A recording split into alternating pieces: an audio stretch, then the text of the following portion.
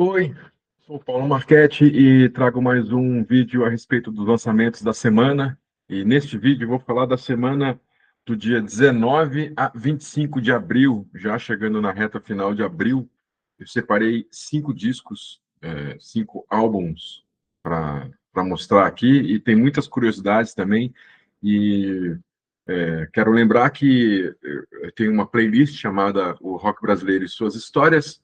Esses vídeos todos estão lá, além de tantos outros que eu fiz, principalmente em 2025, quando eu comemorei os 70 anos do rock brasileiro, uma comemoração solitária, inclusive, é, ano que eu lancei o calendário do rock brasileiro, em março de 2025, exatamente para marcar essa data. Está tudo explicado aqui, está tudo explicado aqui dentro também. Ninguém, além de mim, comemorou esses 70 anos, nenhuma rádio segmentada sobre rock, nenhuma publicação impressa, nenhum site, nenhuma rede social, nada, não vi absolutamente nada de comemoração desses 70 anos, além do meu calendário do rock brasileiro, que é a fonte principal para a gravação desses vídeos todos neste meu canal, que eu sempre digo que é o lado underground do YouTube. E esse formato e essas informações são exclusivas porque a minha pesquisa é única, eu sou a única pessoa que fez essa pesquisa maluca de 98 a 2024 e registrei tudo neste meu lançamento. Então eu vou abrir aqui a, a tela, vou dividir com os lançamentos da semana, e para começar, sou grande fã dele, não à toa que eu coloquei alguns discos do Itamar Assunção dentro do calendário do rock, coloco também o Itamar Assunção dentro do rock, assim como é, outros discos e outras cenas, Clube da Esquina, a própria Vanguarda Paulista, qual Itamar Assunção faz parte, e tem outros Transa, por exemplo, do Caetano Veloso. Tem alguns álbuns aí que ele fica entre um híbrido, né, entre MPB, rock e o Itamar Assunção, assim como o Arrigo Barnabé, eles são uma fonte infinita de influência e de referências, e é incrível. Quem tem a sonoridade da Vanguarda Paulista como influência no seu som, certamente já traz um diferencial, parte musical. Esse é o caso, por exemplo, do primeiro disco do Titãs, primeiro álbum, lançado em 84. Você percebe, para quem ouve e gosta da Vanguarda Paulista, de todas essas, Premeditando Black, Língua de Trapo, Grupo Rumo, Itamar, Arrigo e tudo isso aí, você percebe que tem uma influência da vanguarda no som, em algumas músicas do primeiro álbum do Titãs, assim como em outros artistas, principalmente paulistanos, que conviveram com essa cena que teve o seu auge entre 78, 82, 83. Tinha o Teatro Lira Paulistana, que era o principal palco dessa cena, e o Feito às próprias, feito não, mas às próprias custas, SA, é o segundo álbum do Itamar Assunção, foi gravado ao vivo com a sua bandaça Isca de Polícia, e foi gravado em 82, se eu não me engano, foi gravado no dia 15 de novembro de 82, quando teve eleições, depois de muitos anos, teve eleições diretas para deputado, acho que era para deputado federal, enfim, eu não estou lembrado, não pesquisei para falar aqui, mas o show foi gravado em novembro de 82 e o álbum foi lançado em 83, exatamente nessa semana de 19 a 25 de abril. E nesse disco tem Vidiverso Meu Endereço, que é uma música do Adoniran Barbosa, tem Negra Melodia, Fico Louco, tem Noite de Terror, do Getúlio Cortes, que foi gravada Getúlio Cortes, que é um dos principais compositores da primeira geração do rock, da pré-Jovem Guarda. Muita gente da Jovem Guarda gravou Getúlio Cortes, inclusive o Roberto Carlos gravou várias músicas do Getúlio, inclusive Noite de Terror. Eu não lembro se está no É Proibido Fumar, ou Roberto Carlos canta para a juventude. Entre, acho que 66 e 65, os lançamentos do Roberto tem essa música também, tem Peço Perdão, e esse disco é maravilhoso. Foi gravado ao vivo, porque inclusive tem esse nome como uma brincadeira, que foi feito realmente às próprias custas. Era mais barato gravar ao vivo do que entrar em estúdio e, e ter esse gasto, essa verba em estúdio, não ia ter grana. Então foi resolvido que este disco ia ser feito ao vivo. E assim foi. E é uma obra-prima da música brasileira. Está aí registrado, então, esse lançamento do Itamar Assunção, maravilhoso. E pulo para o. Continua, aliás. Os lançamentos dessa semana que eu separei, a maioria só tem um que é de 91 e ainda assim é póstumo. O resto tudo é dos anos 80. Este é o primeiro disco do Metrô que antes de ser Metrô, é, essa mesma formação é, já tinha lançado um disco, mas o grupo se chamava A Gota Suspensa, e que lançou um belíssimo álbum. A Gota Suspensa era uma coisa mais experimental, com pop também, né? Mas era uma coisa mais pós-punk, misturava assim um pós-punk com alguma coisa progressiva, experimental e pop.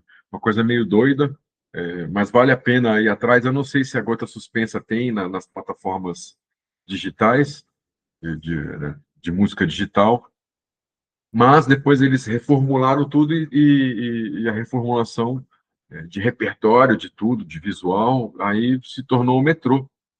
E em 85 o grupo lançou esse disco que fez muito sucesso, mas assim, arrebentou. Tocou quase que o disco inteiro nas rádios, as principais músicas são Johnny Love, Beat Acelerado, e Tudo Pode Mudar.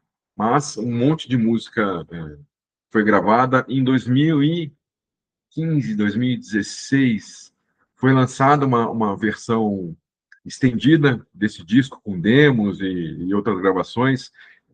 A primeira edição não tem a música Tititi, que é da Rita Lee e Roberto de Carvalho, que entrou só numa segunda edição, porque foi uma música especialmente gravada para a novela da Globo, e que entrou na trilha, não lembro em qual novela, esqueci o nome da novela, uma novela muito legal.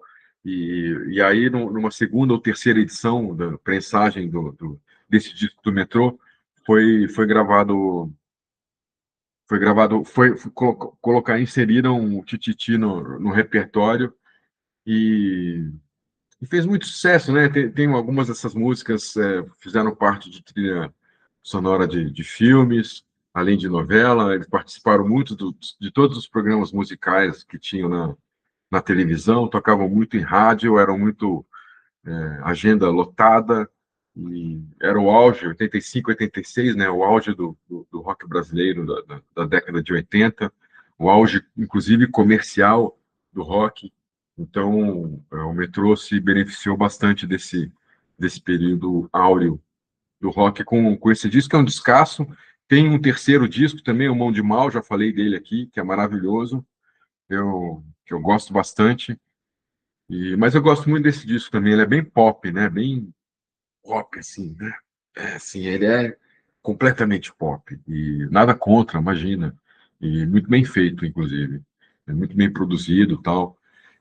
Aí, esse do Metrô é de 85, aí a gente vai para o principal álbum da discografia do Paralamas, que é o Selvagem, lançado em 86. O, o Selvagem, ele teve um momento de pré-produção estendido, porque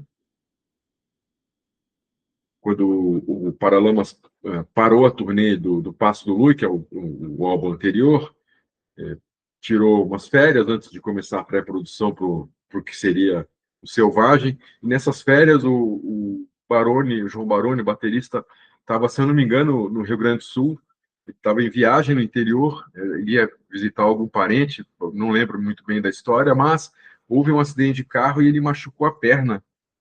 Não sei se ele chegou, tem essa data, tem esse acontecimento, esse fato aqui no calendário do rock, mas eu não lembro direito. Mas ele teve que engessar parte da perna, e então a pré-produção demorou um pouco mais para ser realizada.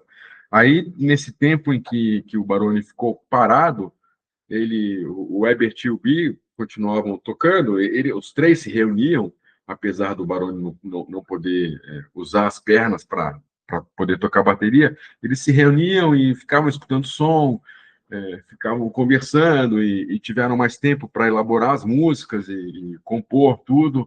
E nesse meio tempo, o Paralamas ele absorveu influências do reggae, dancehall, a própria MPB e tantos outros elementos sonoros que não faziam parte do rock, que foram agregados à sonoridade do Paralamas. Eu lembro que quando esse álbum foi lançado, ele teve uma crítica, parte da crítica, se não, eu vou ser bem sincero, pelo menos 80% da crítica foi negativa. Teve gente que falou que o Paralamas tinha enterrado a carreira por conta desse disco, porque misturou MPB, é uma bagunça sonora, que coisa é essa? Eu lembro de crítica de, de um cara falando, não, tem muito prato, imagina, a bateria tem muito prato. É assim, eu não sei de onde, o porquê que a crítica não entendeu este álbum. Talvez porque estávamos exatamente, como eu falei agora, vivendo o auge comercial do rock brasileiro da década de 80, e todo mundo fazendo um rockão, assim, o Titãs, o Barão, o Cazuza, o Ira, o Traje, pô, todo mundo, toda aquela cena da década de 80 que a gente conhece, no auge ali da criação e no auge de vendas e tudo, e vem o Paralamas com um disco que misturava toda essa sonoridade. A primeira música de trabalho foi Alagados. Então teve gente que olhou assim, meio. O que está acontecendo com o Paralamas? Só que o Selvagem, se eu não me engano, ele é o disco que mais vendeu da carreira do Paralamas. Foi um disco mais bem sucedido da década de 80, sem dúvida. E tem a novidade, que é uma letra do Gilberto Gil, que foi passada pelo telefone para o Ebert. O Ebert convidou o Gil, mandou a música para o Gil. O Gil, se eu não me engano, ele fez a letra de uma forma muito rápida, e pelo telefone o Gil falou, anota aí a letra. E o Ebert escreveu tal, e tem a regravação de Você também, uma boa, do Tim Maia, né, uma boa regravação, e esse disco ficou marcado por conta disso. Teve muita crítica negativa, imagina. E naquela época, a crítica, o que saía escrito nos jornais, na revista, podiam ajudar a botar o disco lá na ponta das vendagens, como podia torná-lo um fracasso. Tanto que tem muitos casos de brigas entre artistas e críticos e jornalistas, brigas mesmo de bater boca e de quase chegar às vias de fato. Era uma coisa bastante pesada essa relação. Mas mesmo assim, o público comprou a ideia, comprou a concepção e foi genial. A capa do disco, quem está na capa é o Pedro Ribeiro, um abraço para o Pedro, Pedro que era de Brasília, da Turma da Colina, e esse disco, inclusive, vou aproveitar aqui, tem um e-mail na descrição deste vídeo, que é o e-mail onde você pode comprar o calendário do rock brasileiro e também pode comprar o Diário da Turma, a história do rock de Brasília. Essa é a segunda edição, porque a primeira edição ela está fora de catálogo, e só se acha em sebo, mas eu tenho ainda algumas cópias do Diário da Turma, segunda edição, e eu estou mostrando o Diário da Turma porque nele tem um capítulo chamado Acampamentos, que é exatamente o contexto desta foto. O pessoal em Brasília, entre 78, 79, 80, 81, 82, até talvez 83, mas até 82, entre 79 e 82, vai, mais esses 3 anos, o pessoal de Brasília costumava, essa turma do rock, costumava fazer acampamentos perto de Brasília, em alguns lugares. Brasília tem muita quebrada ali, tem muita cachoeira, muita trilha, tudo. Então o pessoal ia para passar o final de semana, ou passar o sábado, dormia, voltava no domingo, era uma coisa mais rápida, mas isso durante esse período que eu falei, se tornou um hábito entre a turma da colina. É o pessoal que depois formou Legião, Capital, Plebe, XXX, Escola de Escândalo e tantos outros grupos, o Aborto, o Blitz, e tantos outros grupos da turma da colina. E essa foto é a foto de um dos acampamentos dessa turma, e o Paralamas usou. Essa foto meio assim, né? Pô, é uma coisa muito desde a capa até a sonoridade, tudo é, foi diferente. Se você pega o Cinema Mudo, que é o primeiro disco, você pega o Passo do Lui, você até vê uma ligação sonora entre os dois discos, só que aí você chega no Selvagem, é uma coisa completamente diferente. E a partir daí o Paralamas começou a trabalhar mais, incorporou toda essa sonoridade que eles agregaram aí no Selvagem e incorporou para o resto pro resto da discografia do grupo. Inclusive tem uma música A Polícia Apresenta Suas Armas. Ela parece muito, esqueci o nome dela, ela parece muito, tem uma influência muito forte de Gang of War, aquela guitarrinha Andy Gill, né? Então tem essa mistura toda. E eu, para mim, o Paralamas é o grupo de ponta, é o grupo número um da década de 80, exatamente por causa do grupo ser completo, né, de ter toda essa sonoridade, todas essas influências, todas essas referências. O Paralamas toca punk rock, o Paralamas toca pop, toca rock, toca post-punk, reggae, dancehall, MPB, e tudo com uma unidade sonora. Isso graças, eu já fiz um vídeo sobre isso, graças às referências que tem, as influências, porque quanto mais você conhece de música, quanto mais você conhece de artistas, de discos e referências, mais rica vai ser a sua música, óbvio, né? Assim, eu toco, então quanto mais referência eu receber, mesmo de coisas que eu não gosto, mas eu escutando um timbre aqui, um jeito de tocar ali, uma afinação diferente, uma formação de bateria diferente, outros elementos de percussão, tal. O João Fera, inclusive, começou a tocar com Paralamas nesse período, e tudo isso agrega ao teu som e deixa ele mais rico, e foi o que aconteceu com Paralamas. Então, em 86, nesta semana de 19 de abril, 19 e 25 de abril, foi lançado esse belíssimo álbum do Paralamas, que volta e meia escuto até hoje, e tem outros do Paralamas, que é o Bora Bora, o Big Bang, essa fase, o Selvagem, para mim é estupendo, é o melhor disco do Paralamas, inclusive.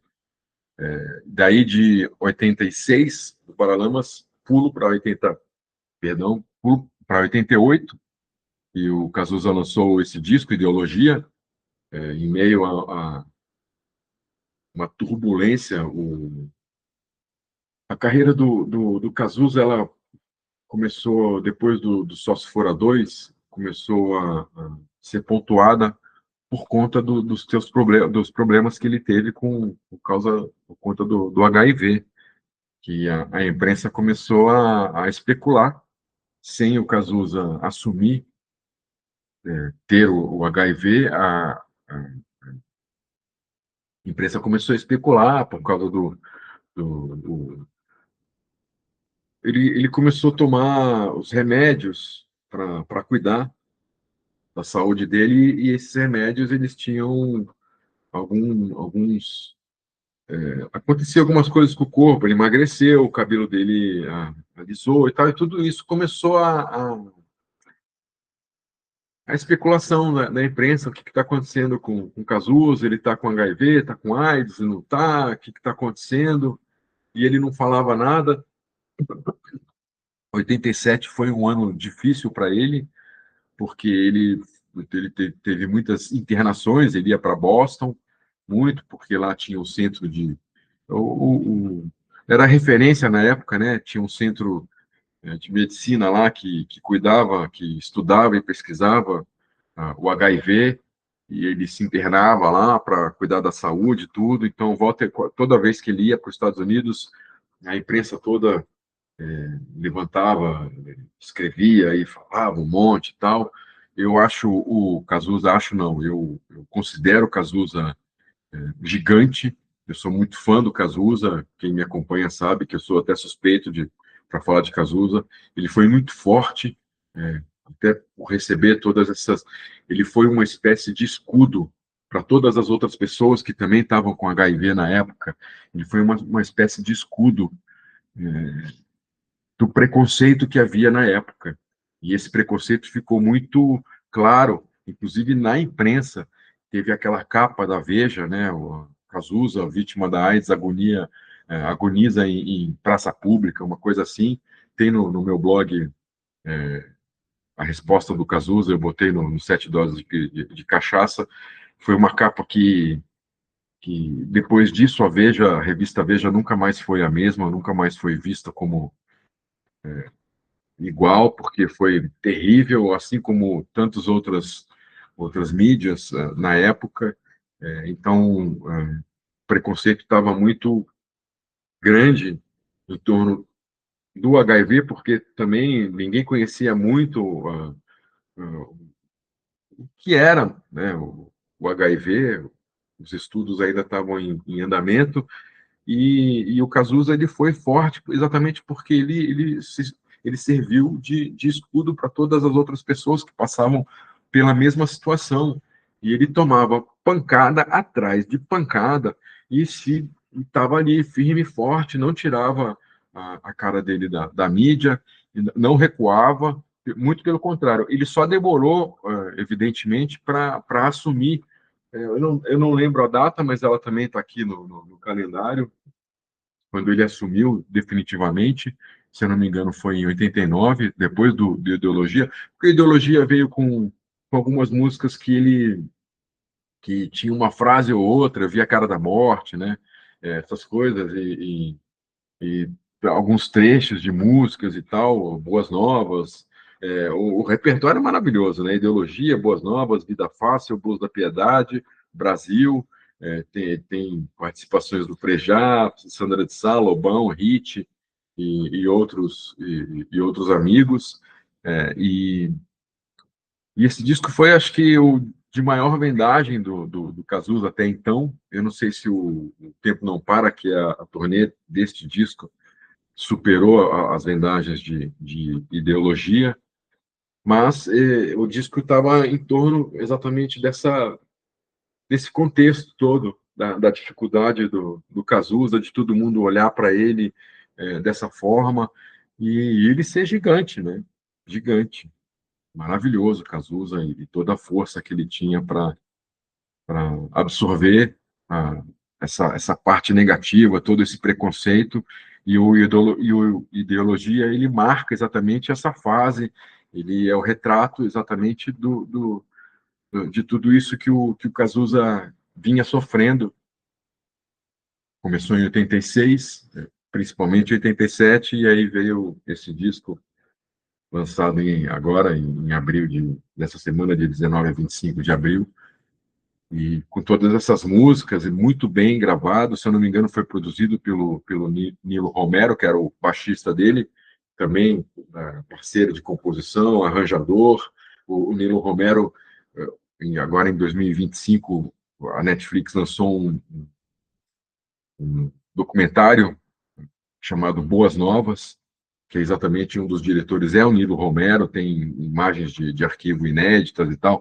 É bem legal esse documentário. Eu dou de sugestão e dica para você que gosta.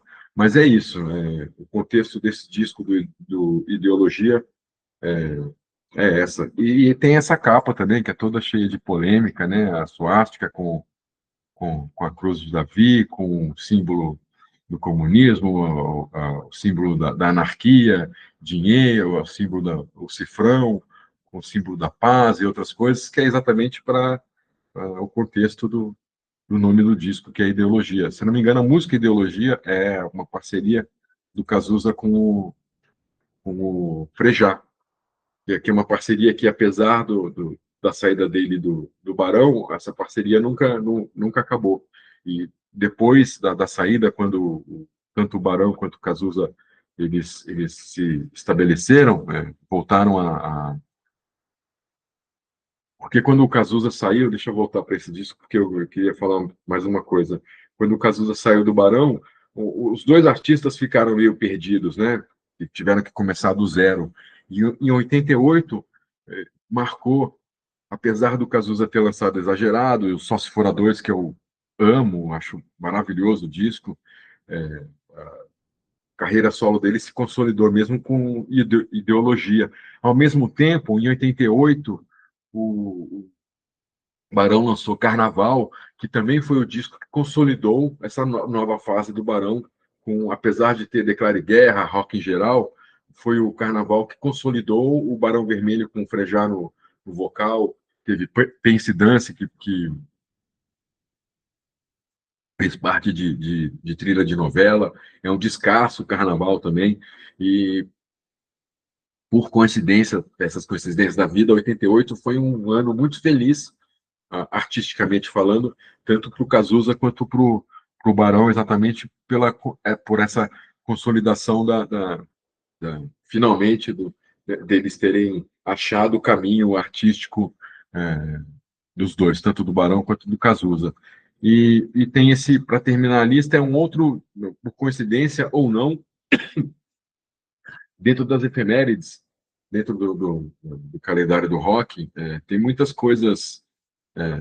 coincidências incríveis, assim, de datas. E nessa semana do dia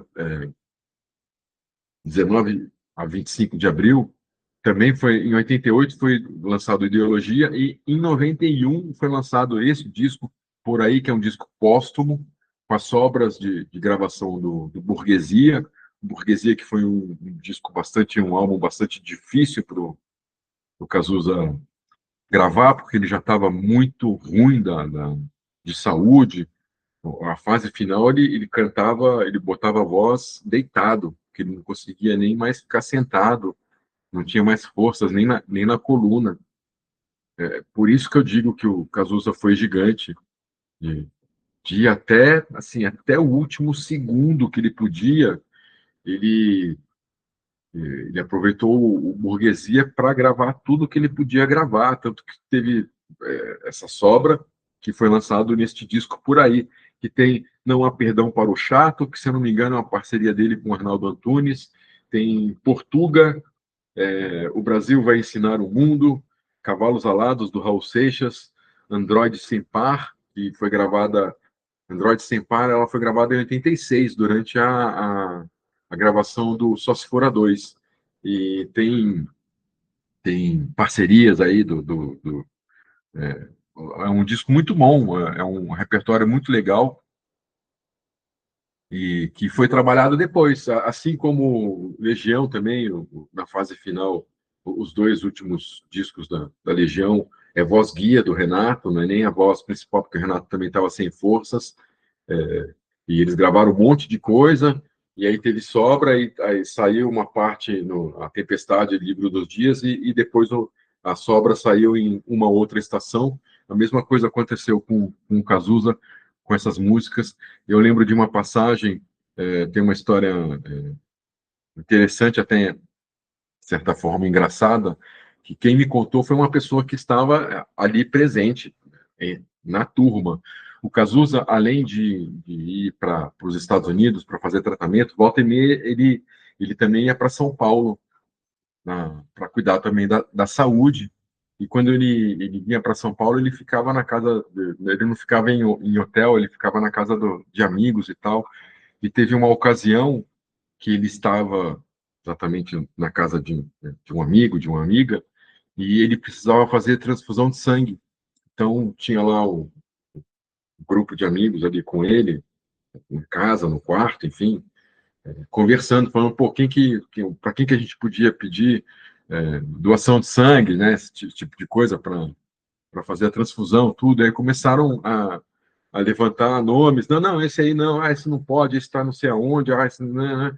E falaram do Orlando de Moraes, que era um amigo do Cazuza, inclusive Portuga, que está neste disco, é uma parceria do Cazuza com o Orlando de Moraes, o Orlando de Moraes, músico, que é casado com a Glória Pires, tudo.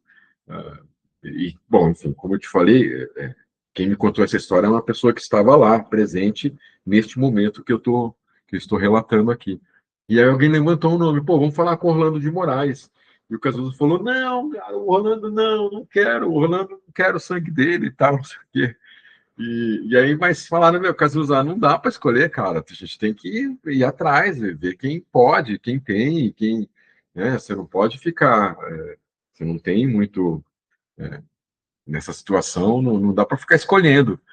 Liga para o Orlando, aí ligaram para o Orlando, trocaram uma ideia com ele, e aí descobriram que ele tinha tatuagem. Na época, quem tinha tatuagem não podia fazer doação de sangue, fazer transfusão e tal, essas coisas, né? E aí, tá bom, obrigado, Orlando, tal. E aí falaram, olha, o Orlando não pode, ele tem tatuagem e tal. E o Cazuza, pô, ainda bem, tal. Então, aconteceu essa história. E, como eu disse, é uma pessoa que estava presente que me contou isso. E, enfim, então esses foram os lançamentos. Esse disco é interessante, ele foi trabalhado, ele foi gravado em 89 para o Burguesia, mas ele teve um trabalho mais apurado de mixagem, masterização, tudo, mais calmo, né, para fazer esse disco. E ele é bom, ele é interessante e vale a pena escutá-lo, você que não conhece. Então, eu separei esses 5 discos para mostrar essa semana, do dia 19 a 25 de março. Cazuza Por Aí, Cazuza Ideologia, Selvagem do Paralamas, Olhar, do Metrô, e As Próprias Custas, do Itamar Assunção. 5 belíssimos álbuns lançados entre 83 e 91. E agora eu vou aqui para as curiosidades. Eu tenho algumas aqui. Por exemplo, no dia 21 de abril, eu vou abrir porque é mais fácil para mim ler aqui. Perdão, garganta seca. Teve o Grupo Paulistano em 89. Ó, o Grupo Paulistano Zero fez seus últimos shows nos dias 21 e 22 de abril, no Circo Voador. E aí o grupo encerrou as atividades. E até então tinha lançado Passos no Escuro, de 86, e Carne Humana, de 87. No dia 22, tem umas curiosidades aqui da Jovem Guarda, 2 curiosidades, uma do Erasmo e uma do Roberto. Em 66, o Erasmo Carlos não pôde realizar seu show no cinema em Mococa, cidade do interior de São Paulo, porque o juiz local o proibiu por não gostar de cabeludos. O tal juiz, já irritado, havia dito que se o cantor não chegasse na hora marcada, cancelaria a apresentação. Como a porta do cinema, e nessa época da Jovem Guarda, havia muitos shows, não só do Erasmo, mas de todos os artistas em geral, que eram em sala de cinema, por causa do palco, a estrutura ajudava. Então, tinha muitos shows que eram realizados em salas de cinema. Como a porta do cinema estava lotada de fãs, o Erasmo demorou para entrar e isso acarretou o atraso do show e o cancelamento. E o cantor teve que arcar com o prejuízo. Nessa década de 60 e na década de 50, tem muita história, né, e está aqui registrado, de juízes que queriam proibir o rock. Foi, por exemplo, o Rock Around the Clock, o filme que entrou em cartaz em dezembro de 56 aqui no Brasil. Ele foi proibido em algumas cidades, ele foi porque as próprias salas de cinema que colocaram o filme, logo na sequência, 2, 3 dias depois, tiraram. Primeiro porque a sala virava uma bagunça na hora das músicas, nos momentos musicais do filme, a sala virava uma pista de dança, as cadeiras eram quebradas, todo mundo ficava em pé e tal, as salas todas lotadas mesmo. E tinha juiz que não gostava, achava rock uma coisa do diabo, sabe, esse tipo de coisa. Então, volta e meia tinha proibição. São Paulo foi proibido tocar rock nos bailes, tocar rock nas rádios. Então, volta e meia isso acontecia, e esse fato realmente aconteceu, do Erasmo Carlos, e tantos outros, né? Esse é um deles. E, na sequência aqui tem um do Roberto Carlos, ó, também em 66, este fato que eu falei do show do Erasmo de 66, também em 66, o Roberto Carlos foi acusado de atirar contra 5 homens que tentaram agredi-lo no centro de São Paulo, a acusação a qual alegou legítima defesa. No julgamento, ocorrido 2 meses depois, a promotoria pediu a sua absolvição e o juiz atendeu. Volta e meia, esses artistas da Jovem Guarda, não só no interior, mas também nas capitais, no Rio, São Paulo e outras capitais, sofria não sei, ciúmes, inveja de outros rapazes, né? Então, porque por causa do assédio das meninas e tudo, né? Tem caso até do Erasmo, que ele teve que fugir, se não me engano, de Sorocaba, e ele com o carro dele voltando para São Paulo, e outros carros atrás, ele tomou tiro, inclusive, o carro dele com furo de bala, sabe? Por conta dessas coisas de ciúmes. Então, às vezes, aconteciam de ter essas acusações infundadas. O Erasmo também foi vítima desse tipo de acusação. Ele me atropelou. Não, tem testemunha falando que não te atropelou nada, você que está aí inventando história só para querer lascar o Erasmo, o Roberto ou qualquer outro artista. Então, volta e meia tinha essas confusões na Jovem Guarda também. Não era fácil, os artistas da Jovem Guarda, Gerry Adriani, enfim, outros, Vanderlei Cardoso e tal, eles tinham que sair na mão mesmo, porque eram momentos. O Lobão, nos anos 80, a banda do Lobão, se eu não me engano, São João del Rei, talvez, em Minas, não lembro em que cidade, os músicos do Lobão tomaram um pau também dos moradores da cidade, porque eles estavam num bar à tarde ali, chegaram de viagem para fazer um show, aí foram no bar, sei lá, estavam comendo, tomando uma cervejinha, chegou os moradores lá e desceram o cacete neles, por inveja. Então, isso volta e meia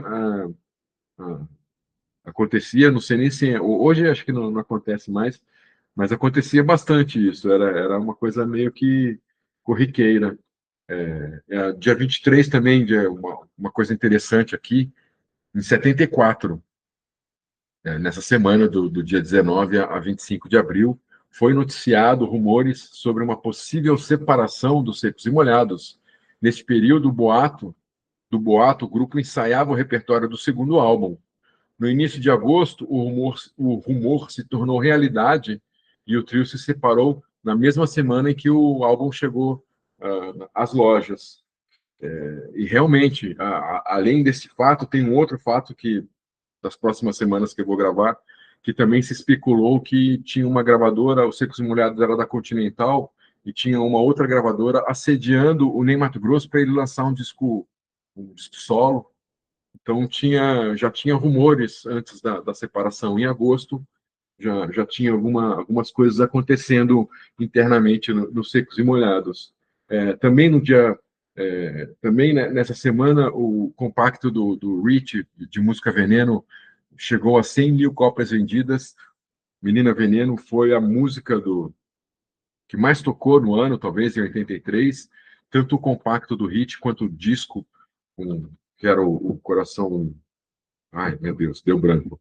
Mas o disco que tem Menina Veneno foi o mais vendido, vendeu mais do que Roberto Carlos, veja só. vendeu mais do que Roberto Carlos. A mesma coisa aconteceu com o primeiro disco do Secos e Molhados, já que eu falei do Secos e Molhados, em 73, o disco do Secos e Molhados vendeu mais do que o disco do Roberto Carlos.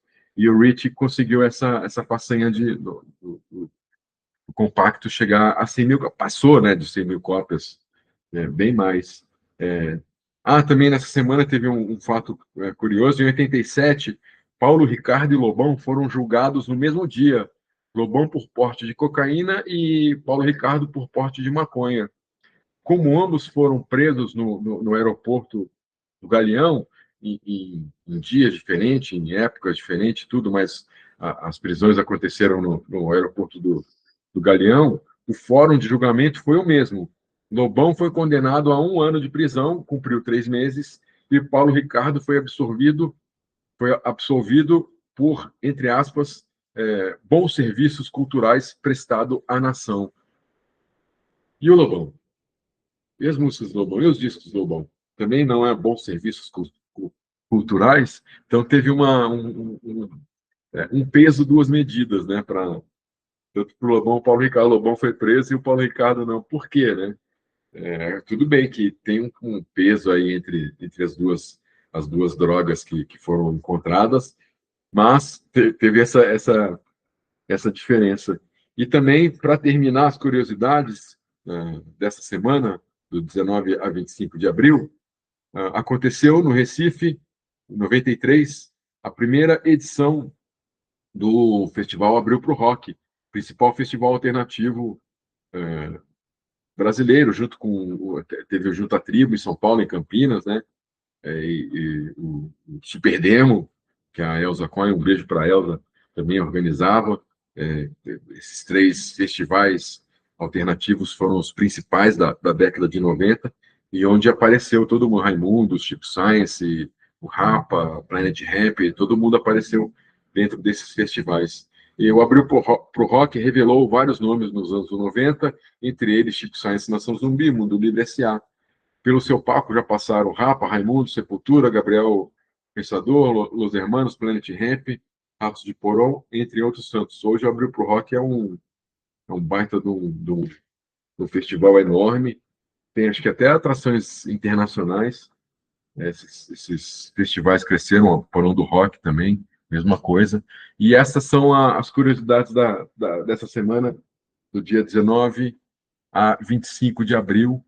E espero que você, quando eu falo desses discos, trago esses álbuns, esses lançamentos todos, é exatamente para provocar que você os escute, procure mais e até, como eu sempre digo, tem outras. Aqui eu falo muito por alto dos discos, curiosidades e detalhes e coisas de bastidor, tudo, mas tem muito mais histórias e você pode procurar outros canais também para achar. No YouTube tem muita entrevista, tem podcast, né? Tem essas coisas todas, documentários e tudo, que falam mais sobre todos esses discos. Então, mais uma vez lembrando que este vídeo faz parte da playlist chamada Rock Brasileiro e Suas Histórias, que tem tantos outros vídeos e tantas outras curiosidades. Se você quiser os 2 livros, ou só esse, é só mandar um e-mail para mim, no e-mail que está aqui embaixo na descrição. Lembrando que este é um conteúdo exclusivo, este é um formato exclusivo, que graças a esta pesquisa única, a gente tem todas essas datas, e agradeço a companhia de vocês, espero que você tenha gostado desse conteúdo dessa semana. A gente se vê no próximo vídeo. Obrigado pela companhia, um beijo e um abraço. Falou!